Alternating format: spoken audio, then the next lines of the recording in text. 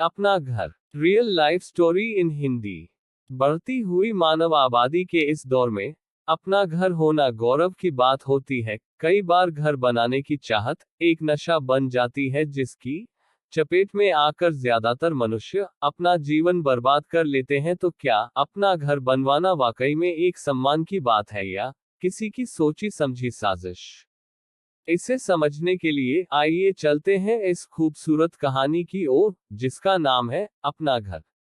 अजय शहर में एक किराए के घर में अपनी पत्नी और दो बच्चों के साथ रहता था। वह एक निजी कंपनी में लिपिक के तौर पर कार्यरत था। कई साल नौकरी करने के बाद अजय ने थोड़े बहुत पैसे जोड़े थे, जिनसे वह अपना घर खरीदना चाहता था। अजय एक दिन अपनी पत्नी और बच्चों के साथ एक मकान देखने जाता है। उसे मकान बहुत अच्छा लगता है, लेकिन मकान की कीमत सुनते ही वह मना कर देता है।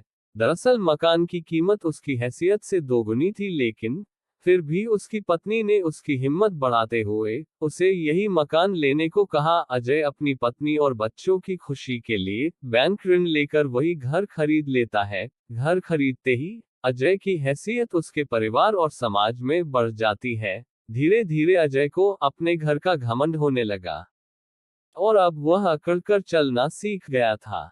लेकिन कुछ ही महीनों के अंदर अजय की खुशी गम में बदलने लगी। ब्याज पर लिए गए ऋण की वजह से अजय की आधी वेतन कट जाती थी। शुरू में तो अजय को इसका कोई फर्क नहीं पड़ा, लेकिन जैसे ही खर्चे बढ़ने लगे तो उसे अपनी आर्थिक स्थिति की चिंता सताने लगी। फिर भी अजय जोड़ तोड़ करके अपना घर चला ही रहा था। लेकिन एक दिन अचानक अजय के छोटे बेटे की तबीयत खराब हो जाती है, जिससे वह डर जाता है और अपने बेटे को लेकर अस्पताल भागता है। अस्पताल में इलाज के दौरान पता चलता है कि बच्चे को कैंसर है और उसका ऑपरेशन करना बहुत जरूरी है, नहीं तो उसकी जान को खतरा हो सकता है।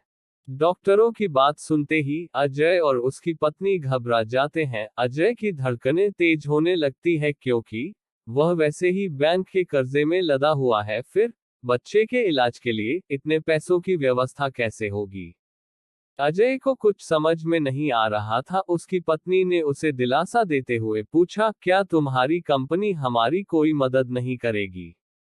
अजय ने कहा, हम पहले ही कर्ज ले चुके हैं, बैंक हमें दोबारा कर्ज नहीं देगा। इतना कहकर अजय अपने कुछ दोस्तों और रिश्तेदारों के पास मदद के लिए पहुंचता है, लेकिन वहां भी उसे निराशा ही हाथ लगती है। अजय बुरी तरह टूट चुका था। उसे समझ में ही नहीं आ रहा था कि वह क्या करे कि सारी मुसीबतों से उसका पीछा छूट जाए। रास्ते में चलते हुए अचानक उसे प्यास लगती है। तभी उसकी नजर एक विदेशी परिवार पर पड़ती है, जिसमें पति पत्नी और उनका एक बेटा साइकिल से यात्रा कर रहे थे।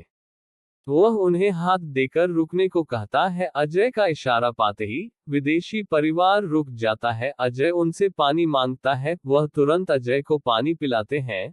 विदेशी परिवार लंबे समय से कई देशों की यात्रा कर रहा था, इसलिए उन्हें कई भाषाओं का अच्छा ज्ञान हो चुका था। थोड़ी बहुत बातचीत के दौरान अजय को जैसे ही पता चलता है कि इस व्यक्ति ने अपनी सारी संपत्ति बेच दी है और अपने परिवार के साथ सभी देशों की यात्रा कर रहा है, इस बात से अजय के मन में उथल पुथल मच जाती है, क्योंकि वह अपना घर होना बड़ी शान की बात समझता था। अजय को लगता है, आखिर कैसे कोई अपना सब कुछ बेचकर खुश हो सकता है? अजय के चेहरे के हाव भाव देखकर विदेशी व्यक्ति को उसके दिमाग में चल रही उलझन साफ नजर आने लगी। अजय के विचलित मन को शांत करने के लिए उस व्यक्ति ने अजय से कहा, मेरा मानना है कि पूरी दुनिया ही मेरा घर है। फिर किसी एक कोने पर अपना अधिकार जताकर मैं इतना बड़ी पृथ्वी को पराया कैसे कर दूं? आज मैं पूरी दुनिया के किसी भी कोने में बिना चिंता के रह सकता हूं, लेकिन यदि मेरा अपना मकान होता तो शायद मुझे उसकी देख रेख के लिए ज्यादा परेशान होना पड़ता। तभी अजय ने उन्हें रोकते हुए कहा, तो क्या हम अपना घर ही ना बनाएं? तभी उस व्यक्ति ने कहा, घर तो पशु पक्षी भी बनाते हैं, लेकिन उस पर पूरी जिंदगी निर्भर नहीं रहते, क्योंकि हर जीव की आजादी ही उनका परम लक्ष्य है। फिर फिजूल का बंधन पालकर जीवन क्यों जिया जाए? इस दुनिया का कोई भी साधन तब तक तुम्हारे लिए उचित है जब तक तुम उसका इस्तेमाल करते हो। लेकिन जब तुम उस साधन के अनुरूप इस्तेमाल होने लगो, उसकी देख रेख करने की जिम्मेदारी स्वीकार कर लो, तो तुम्हें जीवन का महत्व कैसे पता चलेगा। अजय बड़े गौर से विदेशी की बातें सुन रहा था। अचानक उनकी बातों से प्रभावित होते हुए उसने पूछा, तो ऐसी परिस्थिति में हमें क्या चुनना चाहिए। विदेशी ने मुस्कुराते हुए कहा, वह सब कुछ छोड़ देना चाहिए जिसकी कीमत चुकाने में सारी जिंदगी गुलाम रहकर गुजारनी पड़े, नहीं तो तुम्हारी जिंदगी बोझ बन जाएगी और दुनिया की गुलामी में तुम्हारा वास्तविक अस्तित्व ही मिट जाएगा। अजय उस व्यक्ति की बातें पूरी तरह समझ पाने में असमर्थ था, इसलिए वह अपनी जिंदगी की समस्या उन्हें बताने लगता है। वह तुरंत उसे कहते हैं, तुम्हें अपना घर बेच देना चाहिए। उसकी बात सुनते ही अजय नाराज हो जाता है और कहता है, मेरे घर से मेरी भावनाएं जुड़ी है, मेरी पत्नी और बच्चों का वक्त वहां गुजरा है, फिर वह घर मैं कैसे छोड़ सकता हूं। तभी उन्होंने मुस्कुराते हुए कहा, जैसे एक दिन तुम ये दुनिया छोड़कर जाओगे। इस बात से अजय का मुंह बंद हो जाता है।